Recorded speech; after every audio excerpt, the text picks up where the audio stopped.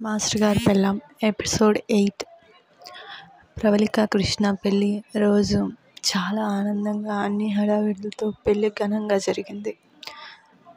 వాళ్ళందరూ చాలా సంతోషంగా ఉన్నారు. కొన్ని రోజులు వాళ్ళందరూ బాగున్నారు. పెళ్ళైన 2 నెలల తర్వాత కృష్ణ ప్రతిదీ వాళ్ళ అన్నయ్య చెప్పినట్టే చేయడం ఎందుకో ప్రవళికకు కొంచెం ఇన్సెక్యూర్గా ఫీల్ అయ్యేలా చేస్తాడు కృష్ణ తెలివైన వాడే, అన్ని పనులు బాగా చేయగలడు. కానీ ప్రతిదానికి వాళ్ళ అన్నయ్య పర్మిషన్ అడగడం ప్రవళికకి కొంచెం బాధగా అనిపించినా అయినా పర్వాలేదు. ఇషిక, రిషి, కృష్ణ, ప్రవళిక అందరూ కలిసి ఉండాలనే ఆలోచనతో తనేం పెద్దగా పట్టించుకోదు.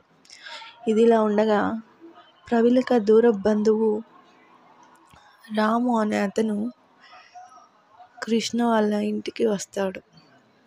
తనని చూడగానే, తమ్ముడు బాగున్నావా, ఎన్ని రోజులు అయింది, ఎప్పుడు వచ్చావు, ఎలా ఉన్నావు అని అడుగుతాడు. రాము, నేను బాగున్నానక్క, మీరు బాగున్నారా, నా బీటెక్ కంప్లీట్ అయింది, జాబ్ కోసం ట్రై చేస్తున్నాను, అందుకే సిటీకి వచ్చాను అని చెప్పి ప్రవళికతో మాట్లాడతాడు. అవునా, నీ పర్సంటేజ్, నీ స్టడీస్ అంతా బాగున్నాయి కదా, నీకు మంచి జాబే వస్తుంది. సరే మరి అమ్మ వాళ్ళ ఇంటికి వెళ్తున్నావా అని అడుగుతుంది ప్రవళిక. లేదక్క, ఇక్కడే రూమ్ తీసుకున్నాను, ఫ్రెండ్స్తో కలిసి ఉంటున్నాను. అంటే నువ్వు ఫ్రెండ్స్తో ఉండడం ఏంట్రా, ఉంటే మన ఇంటికి వెళ్ళాలి, లేదంటే మా ఇంట్లో ఉండొచ్చు కదా అని ప్రవళిక అడుగుతుంది. అప్పుడే అక్కడికి వస్తుంది ఇషిక రాముని చూసి, హాయ్ రాము, ఎలా ఉన్నావు అని పలకరిస్తుంది. బాగున్నాను ఇషిక అక్క, మీరు బాగున్నారా అని రాము పలకరిస్తాడు. రాముకి ఇషిక అంటే అసలు నచ్చేది కాదు. ఇప్పుడు తనను తక్కువగా చూస్తూ ఉండేవాడు. సడన్గా రాములో చాలా మార్పు వచ్చేసింది.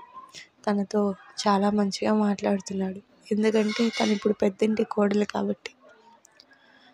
అప్పుడే రిషి, కృష్ణ ఇక్కడికి వస్తారు. హాయ్ ప్రవళిక, ఎవరు అని అడుగుతాడు